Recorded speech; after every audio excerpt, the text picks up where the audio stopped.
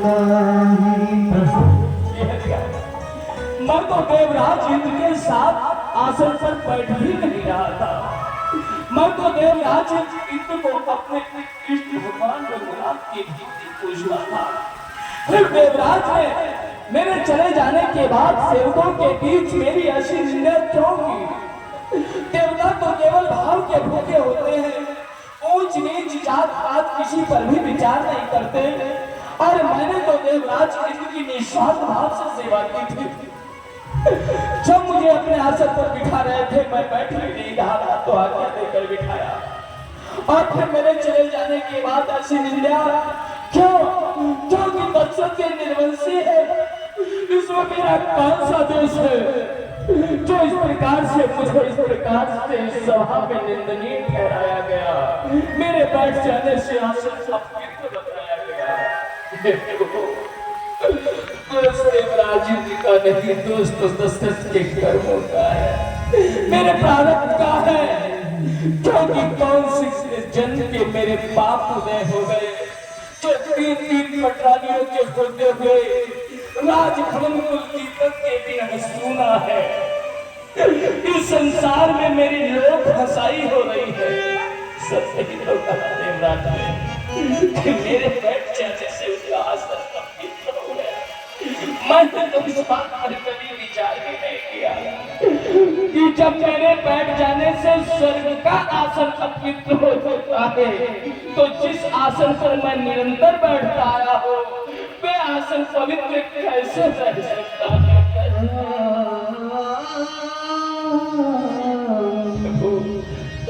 मैं तो अपनी प्रजा का दुख जानने के लिए स्वयं प्रजाजनों से मिलता हूँ कि मेरी प्रजा सोचेगी कि मेरा राजा मेरा ध्यान रखता है, परंतु नहीं, यही प्रजा कहती होगी कि मेरे समक्ष निर्वंशी आ गया, मेरा दिल असह्य हो गया।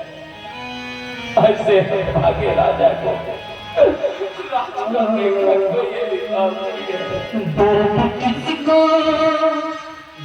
किसी को दिखाओ सवरिया, कोई हमदर्द किस्सा नहीं है। किसी को दिखाओ सवरिया, कोई हमदर्द किस्सा नहीं है।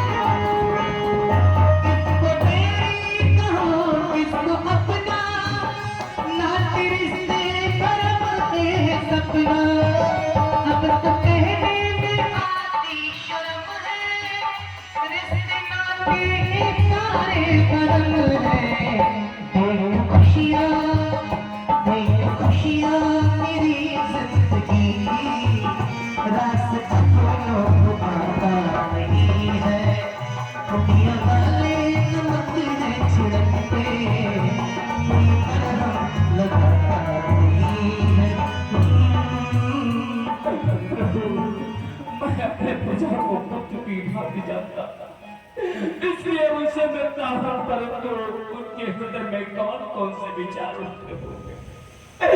इससे तो अच्छा है मैं राजपाल सब छोड़कर अपने प्राण त्याग दूं, परंतु इससे भी शांति नहीं मिलेगी। क्योंकि जो राजा राज्य को युवराज नहीं देता, राज्य उसे कभी मुक्त नहीं करते। जिस प्राणी के पुत्र नहीं होते, पितृ उसे कभी मुक्त नहीं करते। ये हतभागा दशरथ ना तो उड़न हो सकेगा इस राज अयोध्या से, और ना तो उड़न हो सकेगा पितृ ऋण से। मैं तो अंधकार के सागर में घिर गया हूँ, कोई आशा की किरण नहीं दिख रही है। मैं जाऊं तो किस ओर जाऊं, किस मार्ग पर चलूं? अब सौंप दिया इस जीवन का सब भार तुम्हारी हाथों में।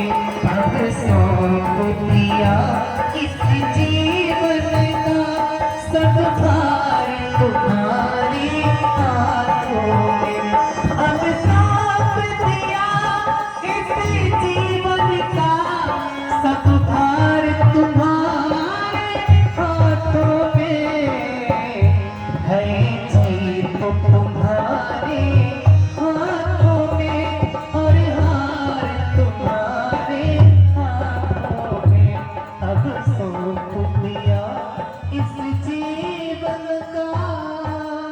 महाराज यूं क्या कहते हैं आप अभयपुरी में प्रवचन कर रहे हैं। निर्जिया रहा करता था कमल, वह कमल आज मुरझाया है। जिस पर लालाई रहती थी उस पर पीलापन आया क्यों? महाराज आज आपके नेत्रों में आंसू आप रोदन कर रहे हैं, क्षमा करें, परंतु मैं इसका कारण जानना चाहता हूँ। मैं तो उस सागर में खिल गया हूँ जो अंधकार से भरा हुआ है। एक चक्रवर्ती सम्राट होते हुए किसी सभा में जाने योग्य नहीं हूँ, किसी के समाज सर उठाने योग्य नहीं हूँ। तीन रानियों के होते हुए आज मैं एक निर्वंशी का कलंक लेकर जी रहा हूँ। आज का अपमान मेरे हृदय का आघात कर गया है। स्वयं का मेरा परिचय करा दिया है, मुझे अपने ही घृणा हो रही है, जो घृणा हो रही है। कि आप किस प्रकार की बातें कर रहे हैं? अयोध्या नगरी में प्रथम बार आपके मुखारबिंद से ऐसा संवाद है, परंतु कुछ अच्छा नहीं लगता। महाराज आखिर कारण क्या है? कौन से कारण को लेकर के आप इस प्रकार से व्याकुल है, रुदन कर रहे हैं महाराज?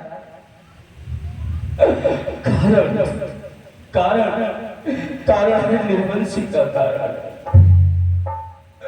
क्योंकि तीन रानियों के होते हुए भी कौन से जन्म के पाप उदय हो गए जो निर्वंशी का कलंक लेकर जीना पड़ रहा है।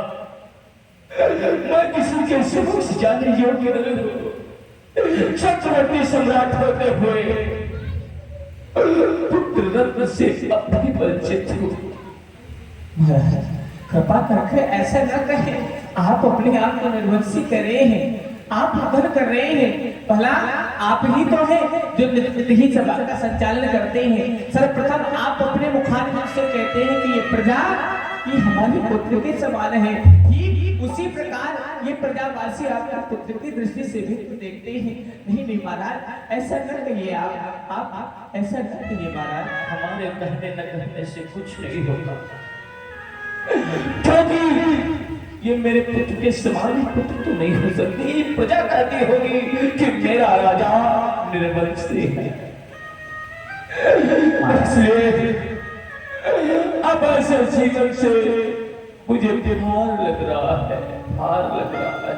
महाराज आप रुदन कर रहे हैं, हमसे ये देखा नहीं जाता है और हम इस योग्य भी नहीं है कि आपको कोई उपाय बतला सके। हाँ, परंतु एक निवेदन करके आपको एक बात बतलाते हैं। जो आप हमारे सम्मुख रुदन कर रहे हैं, इस प्रजा में रुदन कर रहे हैं, क्यों ना चल करके आप ये समस्त बातें नंदीग्राम में हृदय वशिष्ठ जी को बतलाए। वो अवश्य कोई ना कोई कारण बतलाएंगे। जब जब इस अयोध्यापुरी में कोई अशुभ हुआ है तो उन्होंने ही कोई ना कोई उपाय बतलाया है महाराज। गुरु गुरु सत्य कहा गुरु गुरु ही ऐसा है जो इस अंधकार से मुझे पार कर सकता है। इस समय तुमने गुरु का नाम लेकर एक आशा की किरण खिला दी। चलो हम इसी समय गुरुदेव की शरण में नंदीग्राम को चल रहे हैं। आइए महाराज आइए।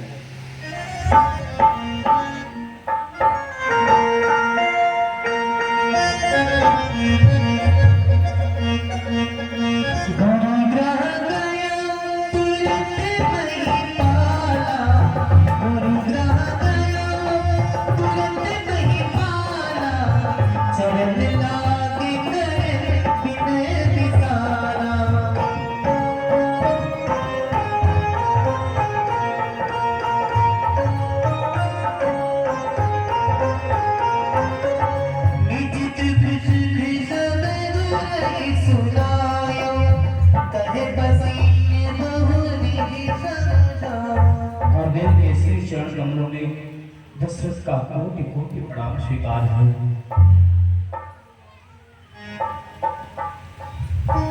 कल्याण तुम्हारा राजन, यह सच्ची क्या राजन, तुम्हारा मुखमंडल बनी नेत्रों से अश्रुधारा बह रही है। राजन, इनको क्या देख रहा है? एक चक्रवर्ती सम्राट वह बड़ा दुखी, क्या कारण हो सकता है? नित्य खिला रहा करता था जो वह कमल आज मुरझाया जो, जिस पर रहती थी लालाई उस पर पीलापन आया क्या? क्या कारण है राजन?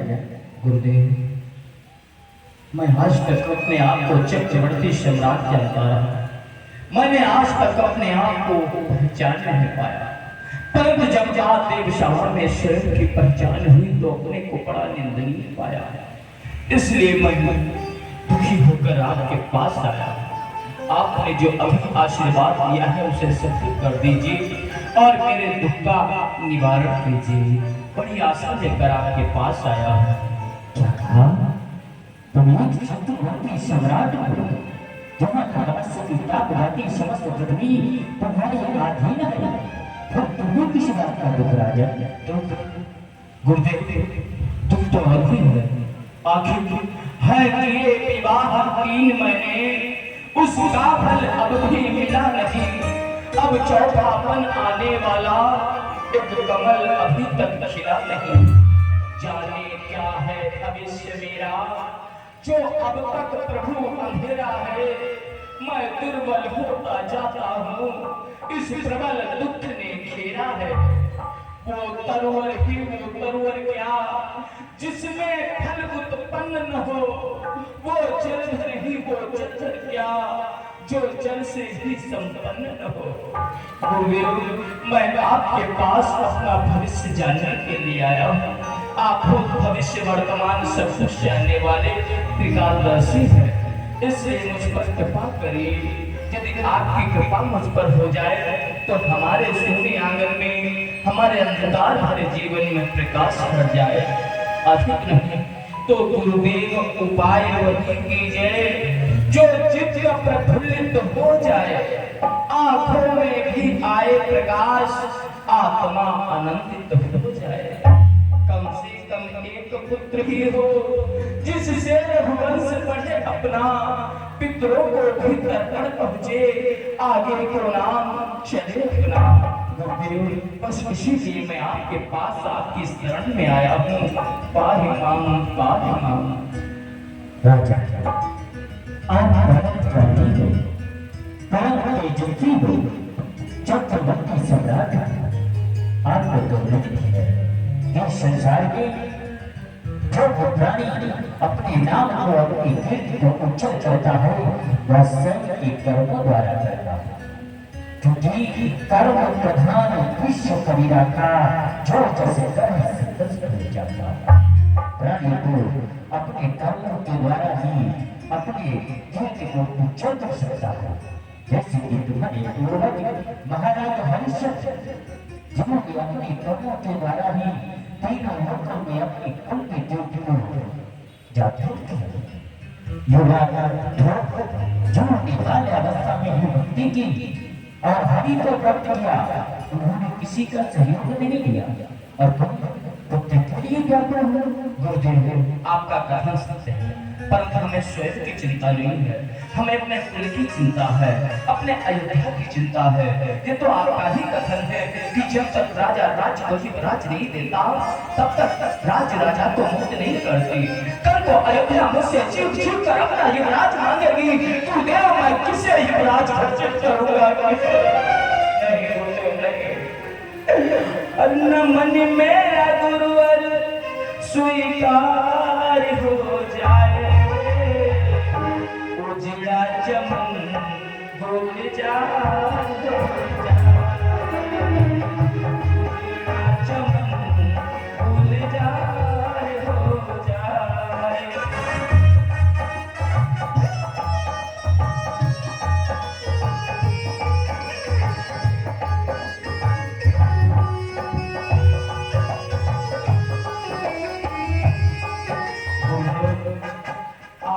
करिए और इस अंधकार को दूर करिए गुरुदेव।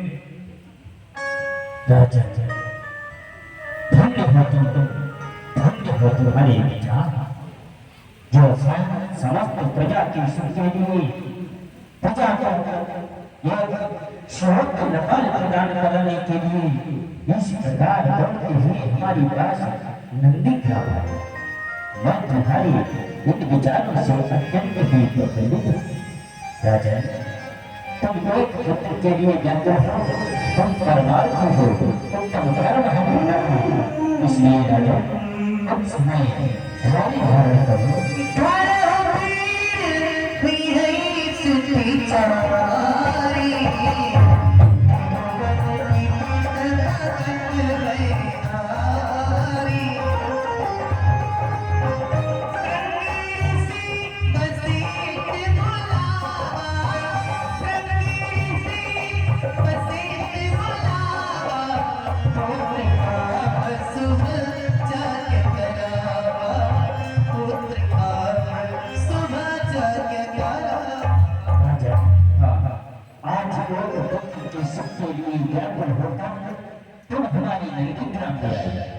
कुछ समय थोड़े धारण करो।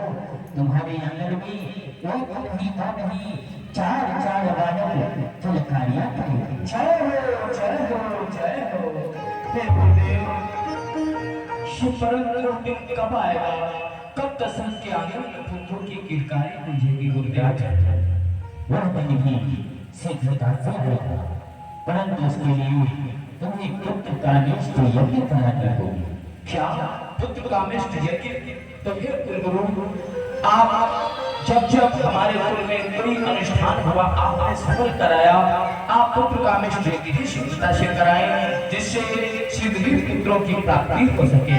राजा यह यज्ञ मैं करा तो अवश्य सकता हूँ, परंतु यदि यह यज्ञ तुम्हारे मान्य पर द्वारा हो तो इसका फल अत्यंत ही उत्तम है। अर्थात राजन, जो तुम्हारे मान्यवर महामुनि संजय जी इस समय आप उनकी शरण में जाइए, अन्य व्यय कर उन्हें देखकर आइए। वही किसी यज्ञ की यज्ञाचार्य बनेगी। जैसे गुरुदेव, यज्ञशाला का स्थान कहाँ पर उचित रहेगा? राजा यज्ञशाला का स्थान सहयोग के मनोरमा घाट पर रहेगा। सेवक गुरुदेव की आज्ञा के अनुसार शरीर तट पे मनोरमा घाट में यज्ञशाला का निर्माण कराया जाए और मैं महर्षि श्रृंगी जी को लेने के लिए कानपुर प्रदेश के लिए जा रहा हूँ। जब तक वापस आऊंगा तब तक समस्त तैयारियां हो जानी चाहिए। प्रणाम गुरुदेव। कल्याण लेने के लिए महाराज चंदी मेरे सिर पर रख